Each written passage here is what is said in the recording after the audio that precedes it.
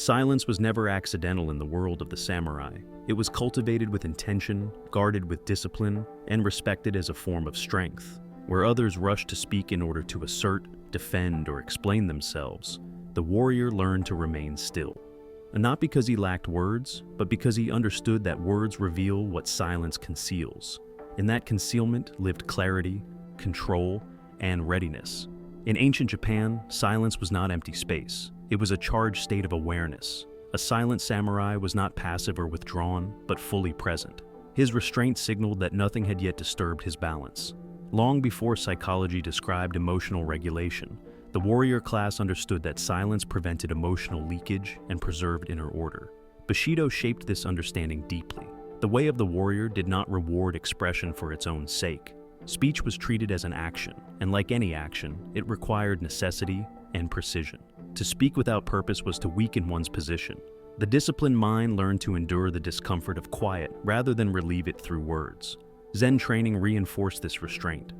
Hours of seated silence were not designed to calm the mind gently, but to expose it. In silence, impatience surfaced. Restlessness emerged. The desire to escape, to move, to speak, became impossible to ignore. The samurai did not suppress these impulses through force. He observed them until they lost authority. Through repeated exposure to silence, the warrior learned something fundamental. Reaction was optional. Thought did not require expression. Emotion did not demand release. What remained after this realization was steadiness. Silence became a place of return, not avoidance. Miyamoto Musashi rarely explained himself. His writings suggest a man who trusted action over declaration and awareness over explanation. He warned against revealing one's mind too early, because revelation invites interference. Silence protected intention until the moment of commitment. It allowed the warrior to adapt while others were already exposed. In confrontation, silence carried psychological weight. A quiet opponent offered no signals, no reassurance, no threat to respond to. This forced others to project their own fears into the void. Uncertainty destabilized them. Silence did not attack, yet it applied pressure without effort. The samurai understood that people often speak to reduce internal tension, not to communicate truth. Silence denied this release. Those untrained in restraint found the quiet unbearable. They spoke more than necessary. They revealed priorities, doubts, and impatience. Silence turned their own minds against them. This discipline extended beyond conflict. In daily life, the samurai limited unnecessary speech to preserve inner order. Excessive words scattered attention. Quiet sharpened it. When words were finally spoken, they carried weight because they were rare. The modern world mistakes silence for absence. It fills every moment with commentary, reaction, and noise. Yet the ancient warrior would see this as weakness, not openness. Constant expression leaves nothing intact. A mind that cannot remain silent cannot remain composed. Silence also protected the samurai from emotional manipulation. Insults lost power when unanswered. Provocation dissolved without reaction. By refusing to respond immediately, the warrior kept control inward. He chose action only when aligned with principle, not impulse. This restraint was not repression. It was mastery.